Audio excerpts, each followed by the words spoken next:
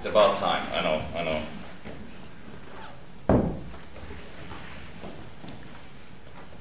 So, welcome everybody to the first sold-out screening of this week of Hundreds of Beavers. How many of you are watching the film now for the first time? Wow, amazing. You're in for a treat. And just a reminder, right after this one we're going to be playing Lake Michigan Monsterin. And we still have 8 tickets left for that. So if you don't have a ticket yet, you can secure that straight after the screen. And what else? One thing that doesn't relate to anything that's happening tonight, and that's the Gaspar Noé's summer series that we kicked off last week here at this cinema, and it's going to continue on Saturday this week with Climax. We still have tickets left for that as well. Just as a reminder, you will see a trailer of the film before Hundreds of Beavers. But without further ado, we should welcome the hero of tonight's show to the stage, Mr. Ryland Brickson Cole Tews. Where are you?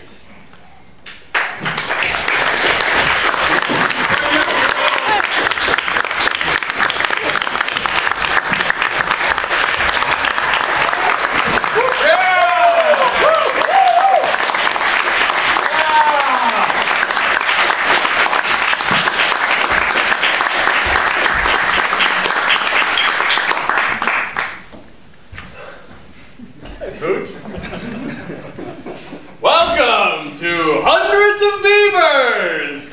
Who here has seen this monstrosity? Wow! You know, there are other movies!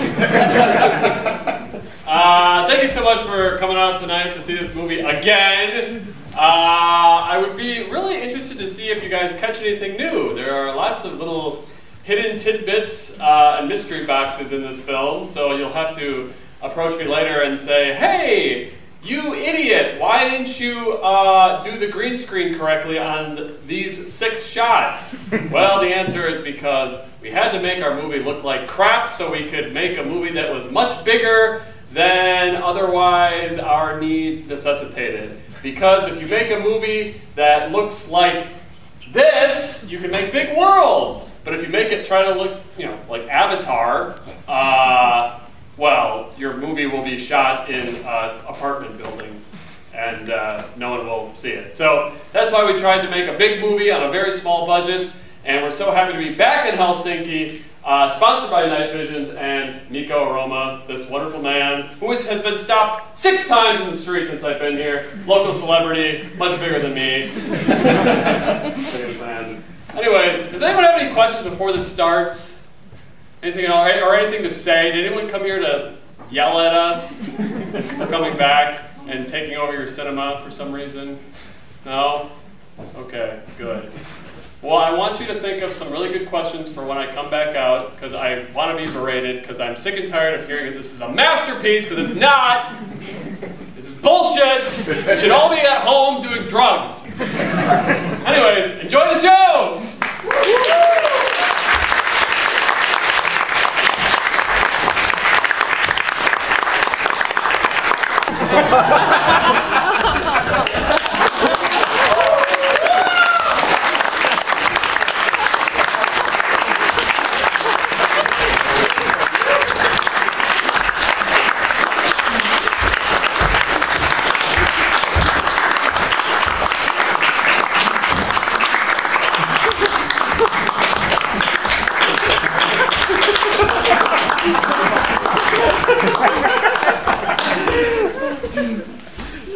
So that was Hundreds of Beavers. By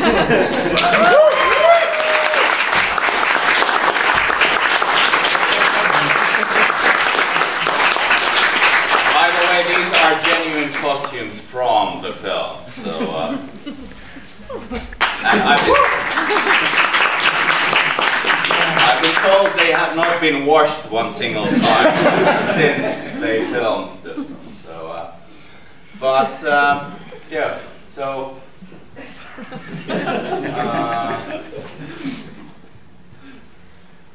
now I think it's time to call the master of a ceremony or the mastermind behind the film to the stage. The guy who couldn't stay away from Finland for more than 3 months since his last visit because he loves the country so much, Mr. Ryland Brickson Cole Tews.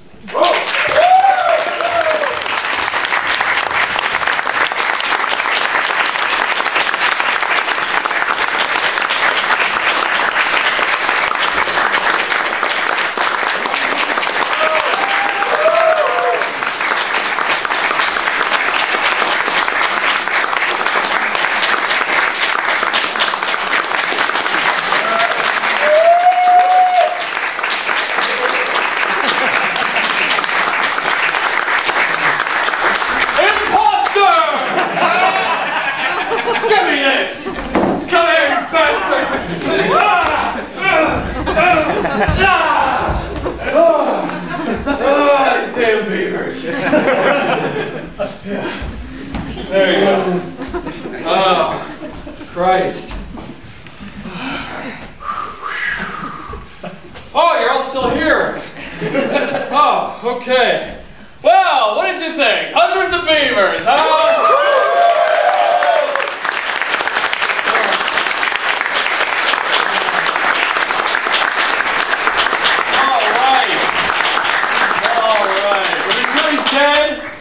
Are you sure he's dead? You take care of him?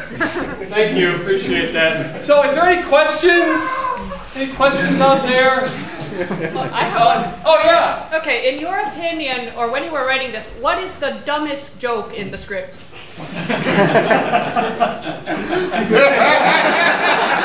think that's pretty obvious. Yes. You know, these mascot costumes, they didn't cost a lot of money, but the horse costume, I think it's pretty clear that this is the cheapest piece of shit in this movie. It cost me about 20 bucks on eBay. You're quite aware how completely dumb this was. Yes. So, speaking about costumes and props in general, what was the most expensive prop that you used? Oh man. Well, they're all, most of them were handmade. A lot of them from, my own father made a lot of them, who also did the opening song of the movie.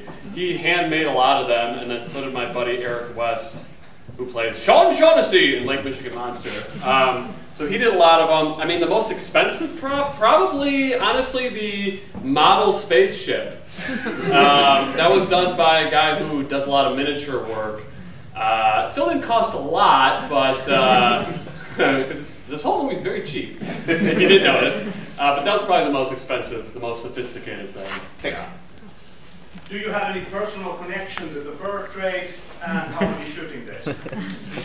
No personal connection. I mean, the director, Mike Cheswick, and I did about a week's worth of research on fur trapping in general and the fur trade, but that's why we thought the beaver would make a great nemesis, just because of the fur trade and everything. So there is some sort of very, very loose historical significance to this very serious documentary. But in terms of shooting days, it was shot in like 12 to 13 weeks of shooting.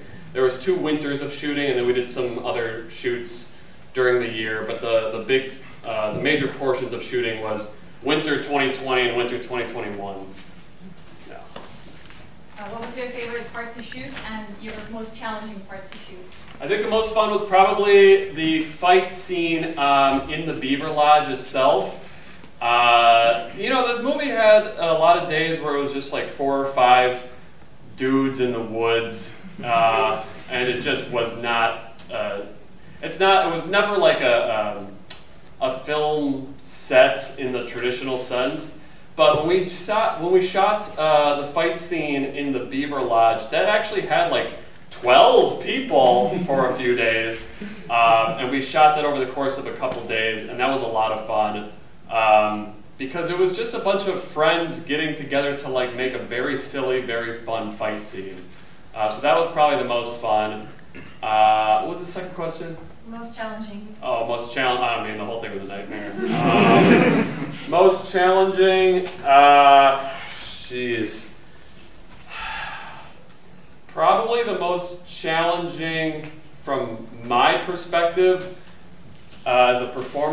just doing maybe the log flume chase, because it was shot in my old apartment and we had to put green all over the place. And even though a lot of this movie, like 80% of it was shot out in the North Woods in the frigid cold in the winter time, this was actually shot, and it was in my old apartment. It was very hot, and I was wearing this big gigantic costume. And the log flume chase, as you saw, was a lot of action going on, and it was just like a lot of like somersaulting and flipping around and jumping and stuff, and my air conditioning wasn't working, and so I was just like boiling while doing this whole shoot that took a few days or whatever. And it was just me and the DP, Quinn Hester, and the director, Mike Cheslick. It was just like us three covering my whole apartment in green and just doing all sorts of physical activity and being so hot doing it. So that was kind of unpleasant. But you know what? We had McDonald's for lunch each of those days, so I can't complain too much. Yes, sir. And does everyone know this man, by the way? This guy here has seen this movie 12,000 times. He has 6 beaver tattoos on his arm. This is the true diehard fan right here. Front row, look at this. Yes. What could you? Yes.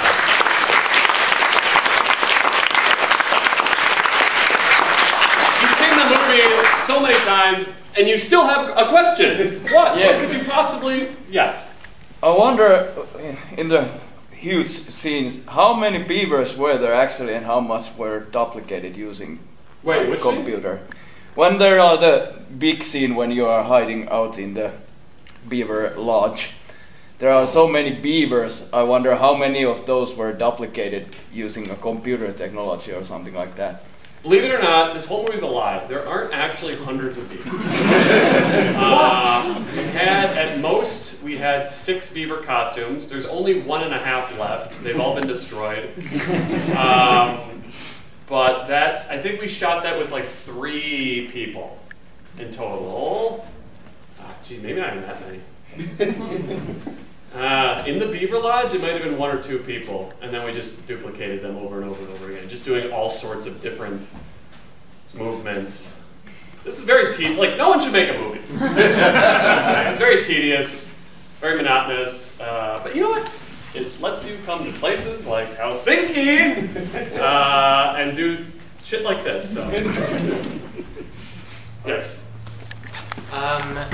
A silent action comedy, it's a very physical role. Kind of in the challenging things, was there any physical stunt that was really challenging, and did anybody actually get hurt during filming at any point? The most physically challenging one, I mean, you know, like I got like frostbite during the shooting, and I tore my meniscus, and I herniated my disc in my spine. Never stopped shooting though. Hopefully some of the royalty money will go towards these surgeries. Probably not. Who cares? But the most physically demanding thing, shooting-wise, God, that's tough. I will say it was really, really hard to push that damn box down the hill. The director, Mike Cheslick, he just said, well, you know, we don't really have a plan for this. Just try your damnedest to get that box down the hill as fast and as efficiently as possible. And that was the only take we did. And so a lot of it was sort of improvised, like me falling into the box a couple times. You know, that wasn't like scripted or anything. Most of the things in this movie were very laser guided, boarded, and scripted, like this is how the gags go. But that one was a loose gag, as we called it. And that was very hard because that box was so heavy and it's in deep snow and it's very cold. So sure, let's go with that. Yeah. Yes. What was like the biggest change, like compared to the original script or idea? Like you mentioned the books, but was there any other big changes in the final product versus the initial concept? Not really. No, I think Mike and I really had it boarded out very precisely because again, there's such a small crew. And you only have so much daylight, and it's very cold, and all the props and equipment and everything is so heavy, and it's such an ordeal that you don't have time to really improvise or come up with new ideas. It's just like, here's the plan. This is how we're going to shoot each scene. These are the boards. We have to shoot like these 15 boards in this day, and either we shoot it all or we don't, but the sun's going to go down and we can't shoot anymore. One is going to come before the next. And so there wasn't a lot of time to improvise. The only thing I will say is we did start shooting the first winter of shooting, and we still didn't know how the movie finished, like the big climax. And then one day Mike and I were eating burritos at this Mexican joint, and we realized that the ending should be that the beavers have a space program. And it was one of these realizations where it was like, oh, that's really funny, that's how it should definitely end, but we weren't even excited, we didn't even laugh about it, we just both knew like, oh, of course, that's the funniest thing to do, and unfortunately we have to do that. But we weren't looking forward to it because we knew just how much more work it was going to be. But we knew that was the funniest thing to do, so, you know. Worth it. Well, thank you. And again, most expensive prop, the spaceship, so really ate into our budget, probably $200. Yes, sir. I do have a question, but first off, hats off to you. I think Buster Keaton and Bugs Bunny would be proud. Thank you very much. But the real question is, how did you guys get this distributed? How are we all sitting here watching Hundreds of Beavers?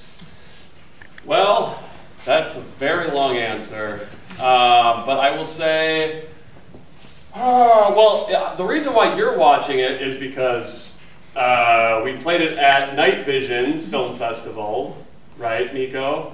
That is very correct, yes.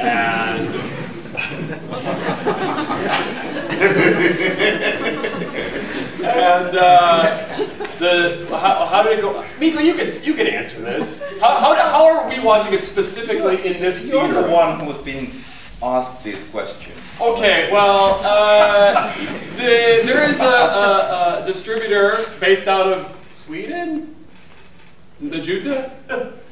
Oh yeah, but let's not mix that Basically, what happened was... You're wrong. No. Basically, what happened was the movie played at a lot of film festivals, and then different territories in the world started buying the movie for distribution. And one of those territories was Finland. And that is why we keep screening Hundreds of Beavers here in Helsinki, because Night Visions is the distributor for Hundreds of Beavers in Finland. And Hundreds of Beavers now has many different distributors throughout the world in different territories who are now doing their own theatrical runs and stuff like that. You know, Ryland, how it all started. Sorry to interrupt. No, go ahead. We have a mutual friend based in Toronto who was a big fan of your film before we showed it. And it was actually thanks to him that we initially showed it the first time. Yes. Peter Kaplowski. Before you even had a sales company for them. That's true. Peter Kaplowski is a great man. He's a patriot. He's a soldier of cinema. And he is able to spot great films. Not that our movie's great. He made a mistake on ours. But other films are great. And he says, you know, we need to put this in other film festivals. We need to get this out to the masses. And so he was a big reason why it got all the accolades it did, I would say. Yeah, so actually, I haven't told you this before, but Peter, when I contacted him for the first time, he was like, I think it should be playing bigger festivals. It's like, oh, okay, Night Vision. I mean, look, this is we've been to a lot of film festivals all around the world and stuff. We try to get Beaver Boys to as many as we can, but I have never been back to a city like I have in Helsinki. So, I don't know what's in the water here. It's not the water. It's all the long things, apparently. Yes. There you have it. What's next for you? Are you going to continue to collaborate with Mike?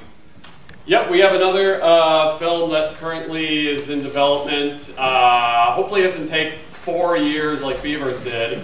Hopefully it takes 3.5 years. But yeah, we're currently doing that. And unlike Lake Michigan Monster and Hundreds of Beavers, I think we might be graduating to this thing called color for the first time ever. And then we might actually bring back dialogue for this next one, believe it or not. Yeah, the next one's basically Rush Hour with vampires.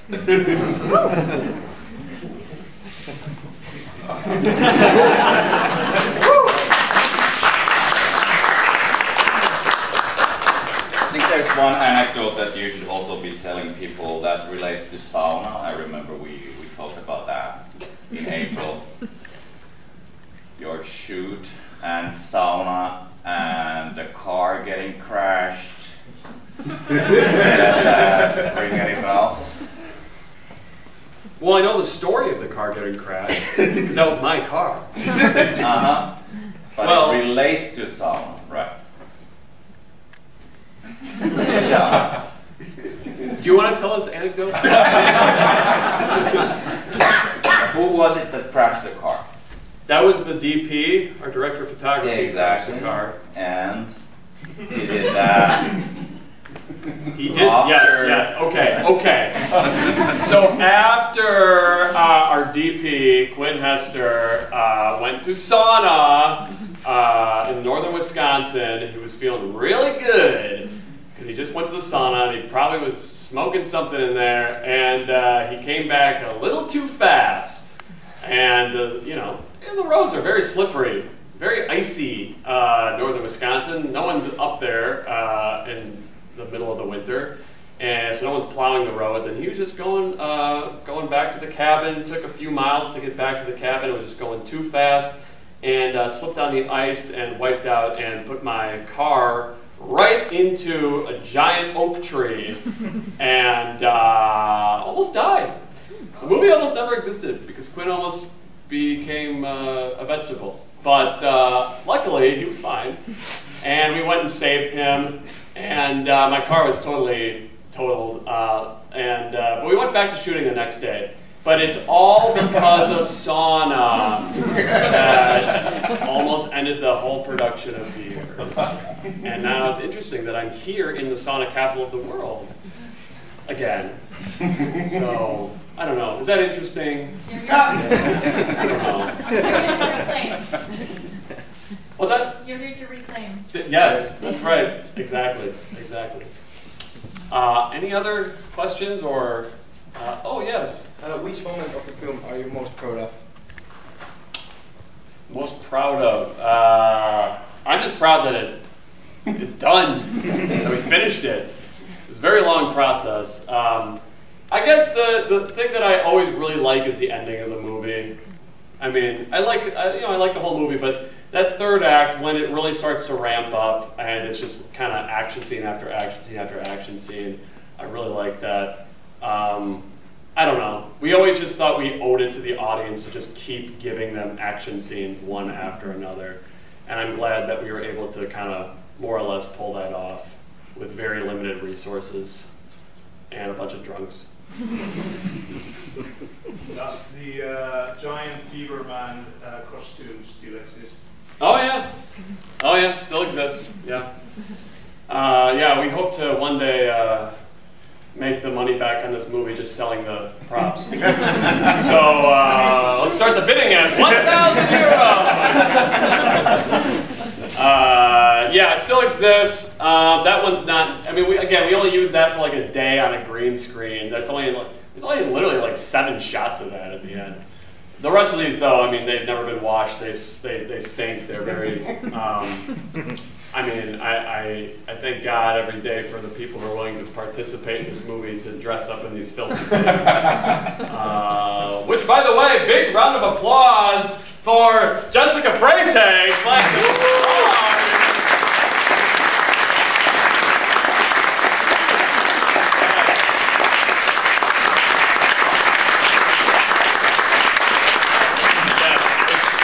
We had a lot of volunteers to play the various animals throughout production, and no one ever complained. They just, you know, they smelled, they weren't warm.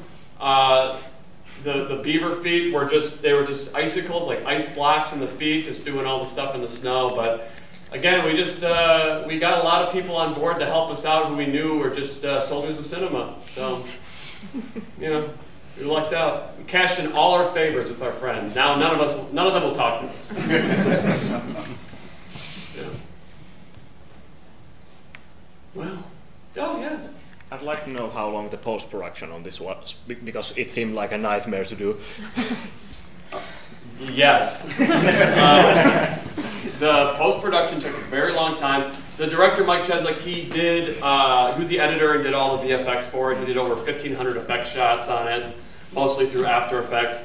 And he was doing a lot of the effect shots also like the day after, like that night after we would, you know, get done shooting, which was actually really good for morale, because a lot of times we'd be shooting things and we'd be really cold and not getting paid and stuff. But at least at the end of every night, Mike would be able to point to the computer and be like, see, this is why we shot that weird thing today. And then people would be like, oh, okay, I guess I'll stay on another day.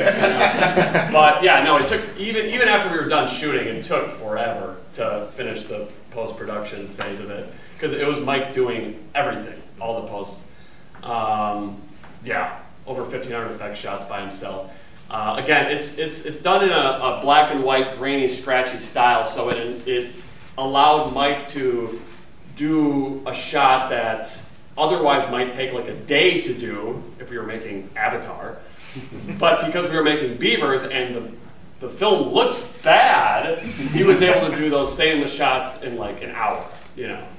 But regardless, it's still just him doing all these, so it took a very long time. Yeah. Yes? What is something that you learned while making this movie that isn't don't make a movie? Oh. You know, it takes a really long time. I guess the thing that I learned the most is like if you want to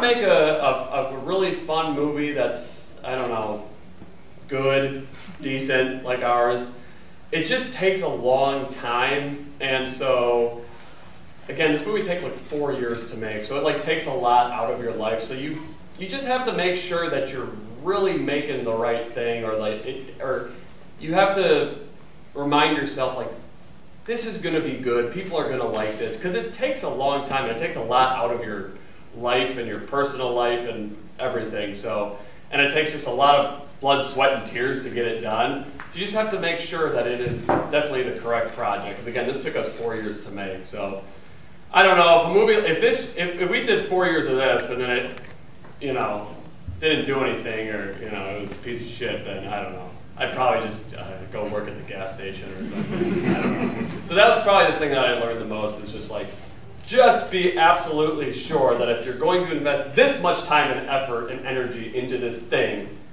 better be damn good, you know. Not that this is good, but someone else might have made a good movie. Any other questions? Yes? If the lesson was that never make a movie, why are you doing a new movie? I don't know. I don't know why I'm doing this. I'm glad you are doing. I mean, it's, again, well, it's fun just going to screenings like this to interact with, you know, people and who enjoy the movie, and to dress up and perform ridiculously in front of people. I think it's fun, you know. We've just been doing it for such a long time now that it's sort of a part of us, and now we're able to, you know, somewhat make a living doing it. So we still have fun with it. You know, it's a lot of work. It's a lot of hard work, and it takes a lot of effort. But at the end of the day, it's worthwhile. And you know, when you can put a smile on people's faces and have a good chat with people about how much they like the thing you created, it makes it all worthwhile. So we'll keep doing it for a couple more weeks. Yes? Do you think this will be your defining role as an actor? And what are you feeling about It's all downhill from here. I don't know. I mean, hopefully there's some other roles that come along that you know, help me to continue to act. Because I think at the end of the day, that's what I like doing best is acting. So yeah, hopefully there's some other fun roles out there. But for the time being, yeah, this is sort of defining me right now, which is fine. I'm having fun doing it. I get to stand on stage and, you know, horse legs and a beer hat, you know, in Helsinki, so it could definitely be worse. That's the bell that we're wrapping up.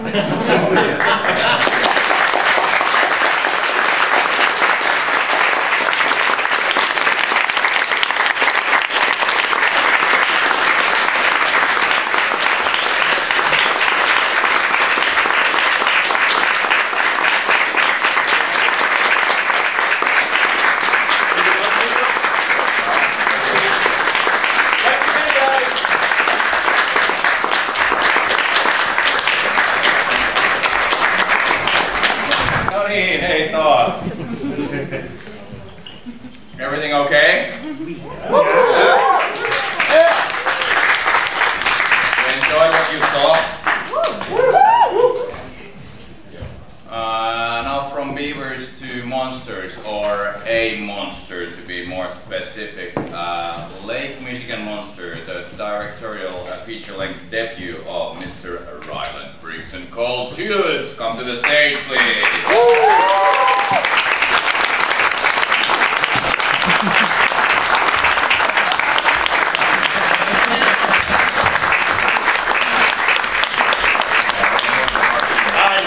Time to do a costume change. Well, thank you all so much for coming to Hundreds of Beavers! Right? No? Oh, blood sport! Blood sport! Time cop? No! You all have been duped. This is not a movie at all. It's a video that we made called Lake Michigan Monsterin. This was the first movie that we made before Hundreds of Beavers, which, believe it or not, cost less than Hundreds of Beavers. We made this, oh man, this movie came out in 2018, and it did a lot of work at the film festivals, and it got some notoriety for being a small cult classic, I guess, and it just played at Sitges, actually, Film Festival this past year. And because of the success of Lake Michigan Monsterin, we were able to get a little bit more money for Hundreds of Beavers. But this movie was just made with like friends and family. You know, no one made any money. It cost like $7,000, which is like, what, 6,000 euros? There's no way of knowing. Very cheap. So yeah, it's a cheap movie, but it's fun, you know. I think it's what, 75 minutes, 78 minutes or something. The exact right length. Yeah. So you know, but it's fun. It's a monster movie. So, but again, it's a very small budget, and it's very experimental. Lots of different influences. We just tried our hardest to make a movie. There was no one who was asking us to make this or whatever, but we just thought, hey, let's just do our best to try to make a feature film. And so we made Lake Michigan Monsterin. It's kind of spooky, so it's a little scary. I don't know. You guys might get a little freaked out by it. But anyways, thank you so much for spending your time here in this dark theater instead of enjoying the beautiful day outside. Really appreciate it. And if you don't already, you should all have 3 beers in your hands for this movie. Anyways. Yeah, actually what we should urge them to do now, because I forgot to say that before Hundreds of Beavers, that you're allowed to go to the bar during the screening to get more beer. Yes. Yeah. Yes. It's not forbidden. No, in fact, it's very encouraged. Yes. Yes. This is sort of a boozy, swashbuckling thing. So, anyways, I hope you all enjoy it. Again, just turn off your brains and just let it wash over you like the waves of Lake Michigan. Anyways. This is the 3rd time ever that it's been shown on a big screen in Scandinavia. Yeah. This is true. So And we're gonna have posters for signing available after the screening, but we'll be here on stage after the screening for a Q&A, whatever. Yeah. Or for you to point at me and say, "How dare you?" Waste my time. Yeah. You'll have fun, maybe. Anyways, thank you so much for coming, guys.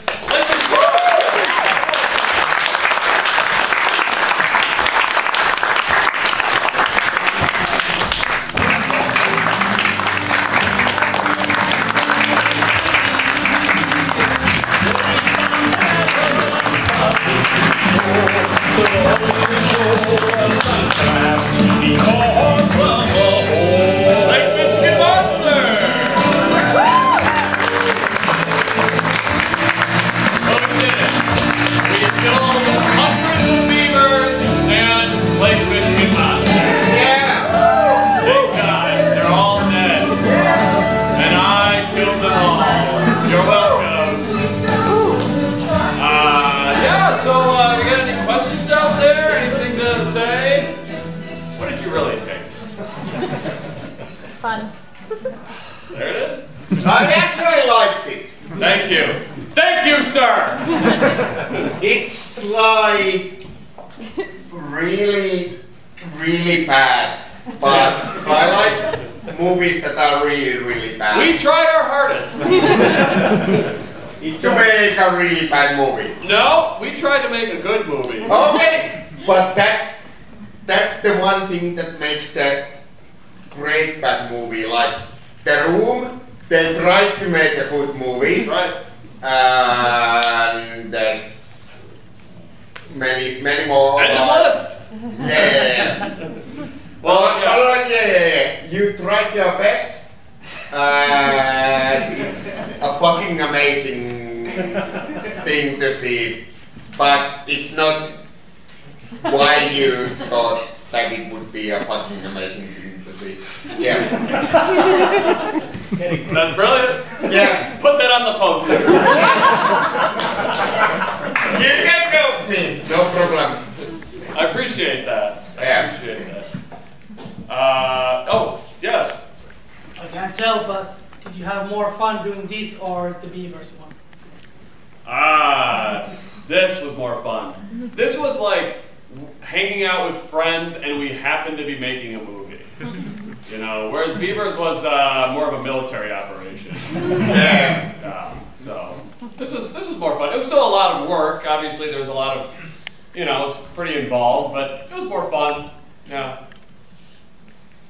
So was this more like, was this location scouted first, then script, or script and then locations? Because you managed to get a museum and a boat and everything, so how was that? Yes, it was, a lot of the script was based around things we had access to, yes. And so, you know, we had access to like the ferry. So Sean Shaughnessy was played by my buddy Eric West, who is an actual ferry captain. So when I cast him, well, first of all, when I cast him in this movie, I said, it's about a ship captain. And he said, oh, cool, because I'm like a ferry captain, so I'm going to play the ship captain. And I said, no. I'm playing the ship captain. You're playing the weapons expert. Anyways, yes, but he had access to a ferry, so like we snuck on late at night one night because he had access to it, and we shot some scenes on there. And, you know, we were in the public museum in Milwaukee, and again, we didn't have any, you know, no one gave us access to the museum per se. We didn't have permission. But if you show up at a museum dressed in costume and just to the ski scenes. That's right. Then nobody's gonna say anything. That's right. This man knows. If you dress up in character, people will just leave you alone. And if you have a camera with you, they think, oh, they're part of the exhibit. Yeah. And they just left us the hell alone, and we shoot some stuff, you know? So, but yeah, it was, a lot of it was based around stuff that we already had access to, and then we sort of just scripted accordingly, more or less. So, yes? Did you have a ready script when you started to shoot this? It seems like we did, right? No, it doesn't. I mean, we had most of the movie. I made a script in like a month or whatever, but we started shooting, and I didn't know how the movie ended. So Makes sense. it makes sense. Yeah, I'm not good at my job. Yes. Did you consider the sea monster could have started a space program for the ending? You know, at that point we just did not have the budget. No, believe it or not, we Because didn't it have a was budget the for a space program. most expensive. Yes. Yeah, so, but, yeah, I don't know, once we thought of the joke at the end about Milwaukee liquor laws, which are true, by the way, Yeah. we thought, okay, well, that's gotta be the ending. That's basically how it works here in Finland also, like. Is that true? Yeah. Basically, like, the stores cannot sell you liquor after 9 p.m. Wow! Yeah. Works here perfectly. Yeah. Wow! I did not know So that. basically, for us, it's like, yeah, it's like, that's how it always works. Wow. Yeah. So this might as well have just been set in Helsinki. Yeah. You could have done it here. We have Helsinki. We have like sea like right next to us. So you could have done the whole film here. Yeah. Well, we'll do it for the sequel. Yeah. Oh, thank you. Yes, good sir. Well, I've seen the movie now 3 times, so I was always wondering when you're playing checkers with the ghost, is that intended to be like a nod to the 7th seal? Yes. Yeah. Yes. Okay. So I'm not crazy. No, you're not. Yeah, that seems like Bergman. So yeah. Yes. No, I love that scene. Yeah, it was just complete rip-off. Yeah. I mean, I love that movie too. So once we got there, we set up the shot. Like, oh, okay, we got to do this. Yeah. We're not original. We're a bunch of frauds. Okay. Yes. You mentioned about experimental movie making. Can you reveal some experimental stuff that you did? Oh, like in this movie? Yeah. Oh, experimental things we did in this movie. Well, I will say all the editing is very experimental, as you saw. It's very cutty. It's very crazy. All the look. Basically, we knew we didn't have a lot of money, so every time we had a different shot, we never said, "Hey, let's do a." We never wanted 2 characters having a piece of dialogue where it was, oh, single, single, single, you know? We always wanted the camera to be moving, a crazy camera, or like Dutch angle, or like low angle, or high angle, because we didn't have a lot of money, so we just thought we had to bombard the audience with interesting imagery, you know? Whether it be camera angles, or editing, or you know, just strange decisions too, like the way we made the monster, or the way we shot the whole end segment, where it feels sort of like an anime movie or something. We just wanted to just have tons of crazy imagery to make up for the fact that we had $10 to spend on this movie. So, and a big inspiration for that, I mean, it goes, I won't go through all the inspirations, but the first inspiration to do Lake Michigan Monster was Guy Madden, actually, because he did like Brandon Upon the Brain and My Winnipeg, which were also black and white, 16mm grainy, scratchy movies that have this crazy experimental style. And so we saw those and said, well, if he's doing it, I mean, surely we can try to do something as creative. And so that's kind of where the thought process came from.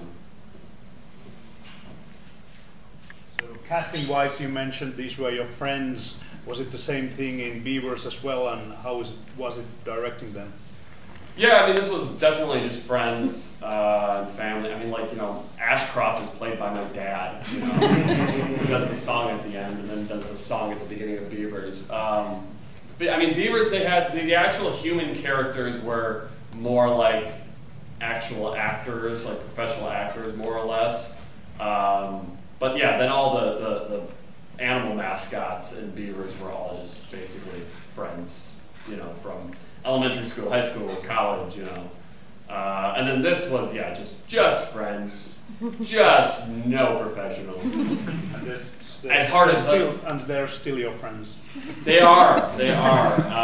Yes, believe it or not, they are still my friends. And again, we would be shooting like on the beach and stuff, and you know, the guy who plays like Dick Flynn, Daniel Long, who plays every animal in Hundreds of Beavers, he just never saw a cut of the movie when we were doing Lake Michigan Monster.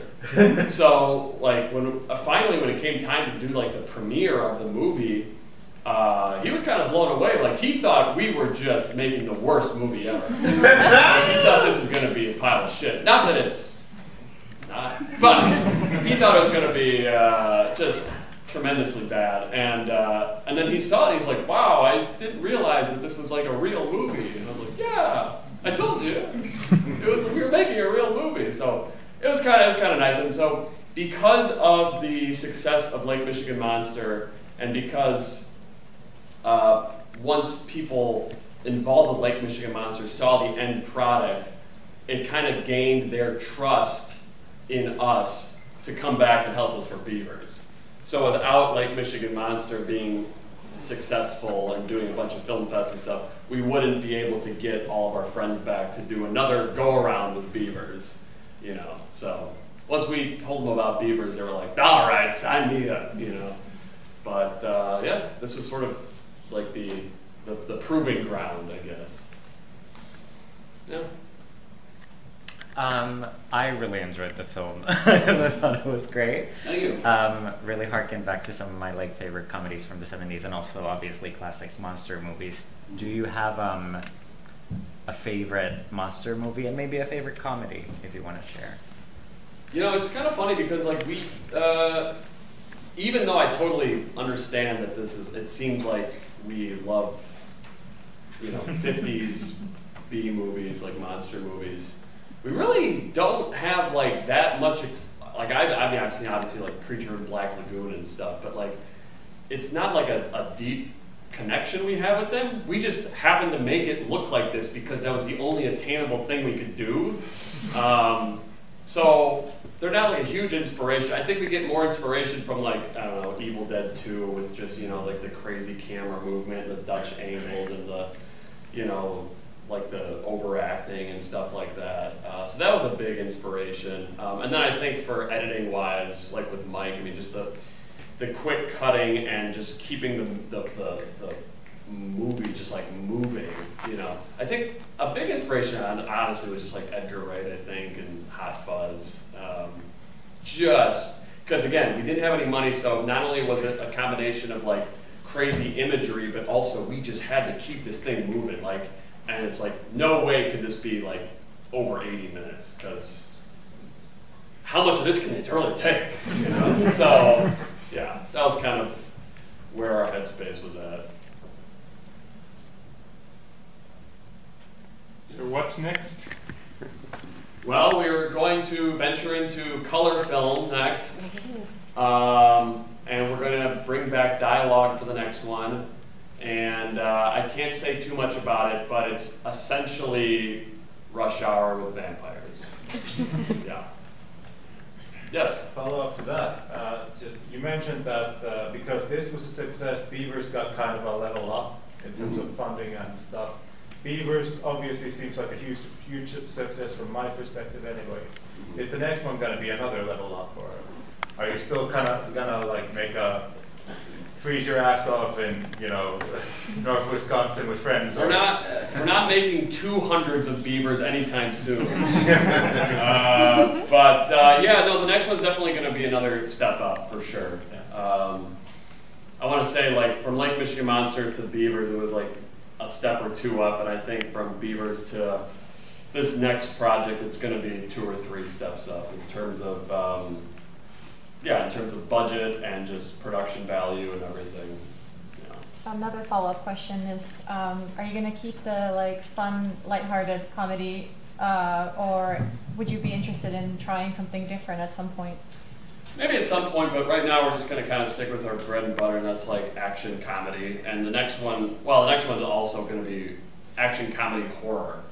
So I think that's just like kind of what we're good at, and obviously at some point maybe we can venture outside of action comedy, but we're going to bring back the horror thing too, because we've done a lot of genre festivals throughout between Lake Michigan Monster and Beavers, and the genre festivals like Night Vision's just the best festivals in the world to attend, and you meet the best people who are running them and everything. And the fans who come out to see genre movies are always the best. So we just think we sort of owe it to our audience to make like a spooky horror-based action comedy next. So we're just focused on that, and it won't be done for 3.5 years. But yeah, I don't know, maybe at some point we'll do something serious, but that doesn't seem likely. You, sir. Did you and Mike go to film school, or did you just like decide to start making a movie? Yeah, I mean, Mike went to NYU. I went to film school in Milwaukee, and we both went to high school together. So sometimes I would go out to New York. We'd continue working either we were in college together. But yeah, we both went to film school. Yeah, and so we met. Mike met he met a few film professionals at NYU that helped us tremendously in Beavers, for sure. Like the sound designer, Bob Barreto, he's just gonna like win an Oscar someday. I mean, the whole sound design of Beavers is amazing. Well, and he did Lake Michigan Monsterin too. So, and then another guy like Chris Ryan did a lot of music. He also is fantastic. John Trey, who did fight choreography for Hundreds of Beavers. Like Mike met these guys at NYU, so it really paid off to go to film school out there for him. So, and then meanwhile in Milwaukee, I was going to film school, but I was just like still just putting my buddies from elementary school in my movies. So you know, but that's what's fun about like doing movies like this. Like you know, it takes so much time and effort and pain and anguish to make a decent indie film that it's sort of like, you might as well do it with people you like. So it's been fun doing it with friends and family. I have a follow-up question about the boat. When did they find out that you filmed on their boat without permission?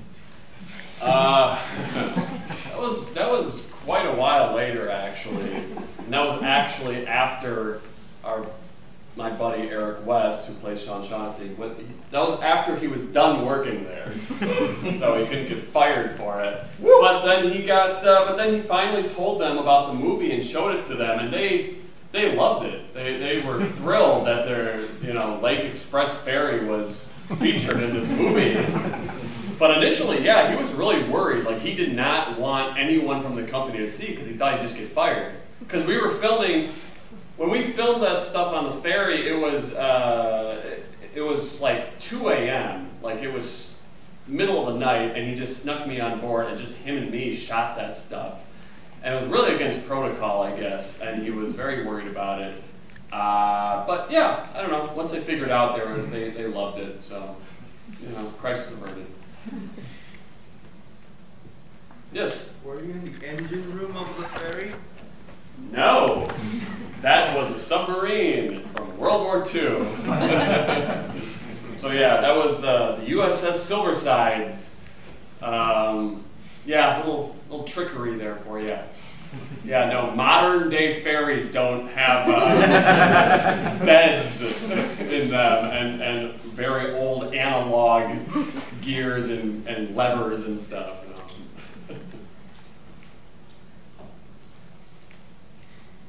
Most fun scene to shoot. The funnest scene? Yeah.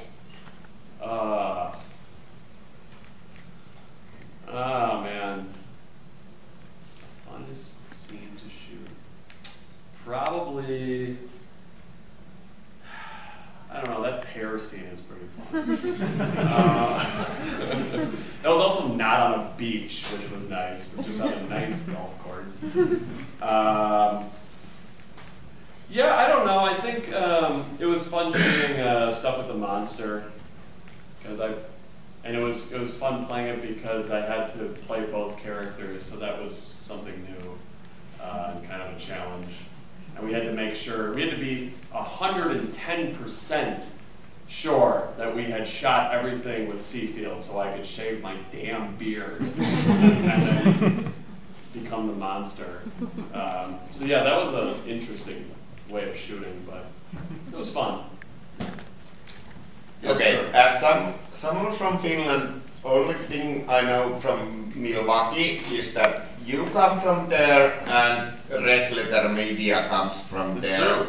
When will we see you with the Red Letter Media guys looking at real bad movies?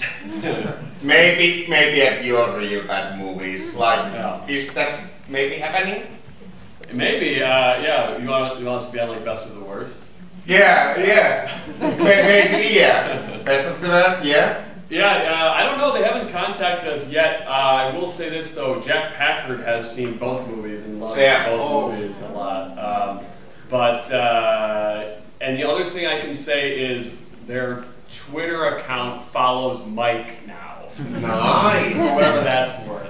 But you would be open to go with them, yeah. Oh, that would be awesome, yeah. And it's so funny because everyone loves Red Letter Media so much, and people in Milwaukee love them. But they're such recluses. You cannot get in contact with them. They never want to work with anyone but themselves, which I kind of respect. But yeah, so if they ever invited us on there, it would be an honor. Then I could retire. Yeah. I'm going to start a Twitter campaign to get you guys on there. I appreciate that. Yeah. So Ryland, what can you tell us about the dynamics between you and Mike? It's like you were the director on this one. Mike was chosen to be the director of Beavers, and how does that all work? You mentioned in the Q&A after Beavers that you kind of prefer to be the actor, but yeah, I mean, this was more, I just started making Lake Michigan Monsterin sort of out of necessity because I just was so bored. We were trying to sell our, we spent like a year trying to sell our web series called LIPS, which is an acronym for League of Interplanetary Process Servers. And we spent like a year trying to sell that, and I just got so bored and fed up with all the bureaucracy of that. So I just said, you know what, I'm just gonna try to make a feature film. And so I just started shooting this movie, and I didn't even tell Mike about it. I just started sending him footage, and then he just started editing it and doing the VFX on it.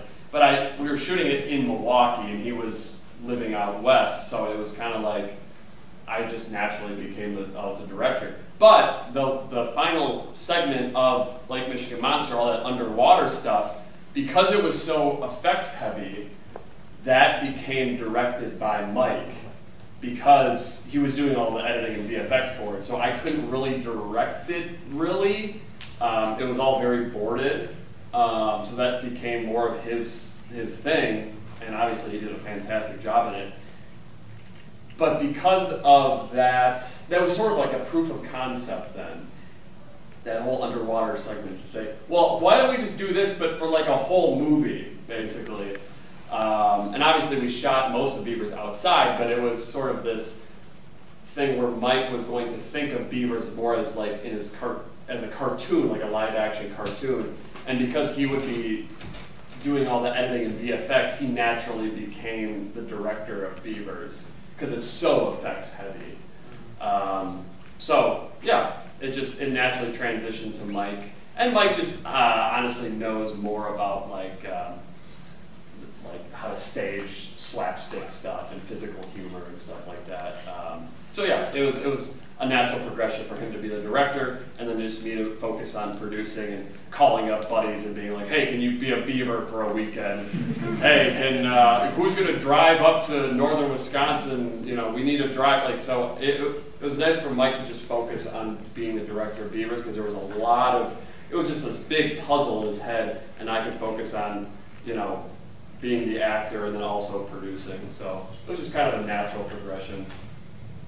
And how have you decided on the next one? Well, I'm planning on directing another film separate from our next collaboration. So between our next like Mike and Ryland project, Mike is going to be directing that one, and then I have a separate movie that I'm directing. What can you tell us about that? Well, let's just say it's color and there's talking. They're both going to be color and talking. But yeah, so basically, we have these 2 movies, and now we're still gonna be doing the next movie together, but I also have a separate movie together, so. And is that your script? Yeah. But obviously Mike has had his input in it too. So yeah, I don't know. It's nice, all the success that Beavers has been having has now been able to launch us to a new point where we don't just have to rely on doing, okay, now we have to do just another project together, and that'll be like the next. It's nice that Beavers has been successful, so now we can kind of diverge, a little bit and do separate. We still can do things together, but we can now also do separate features and have financing in place to do that as well. So, yeah. But oh yes. What's your favorite thing about Finland, and why do you keep coming back? Well, you guys keep screening Beavers so that I just feel like I love. Why not? I mean, if you guys keep showing Beavers, I'll just keep showing up. And yeah, we were 3 months ago. We had a great time, and when we were talking about maybe coming back and doing some more screenings, it was kind of a no-brainer because we had such a good time last time. So honestly, there's no other explanation, but we just have a good time when we're here. I don't know. It's probably because our liquor stores close at the same time. There's a connection. Yeah, I don't know. We love Helsinki, and we hope to be back in a few months. It was very organic. It's like yeah, you're going to Korea, I'm going to Korea, so yeah, sure. You come to Helsinki. Yeah, meet you there. All right. There it is. There it is. Thank you so much, everybody.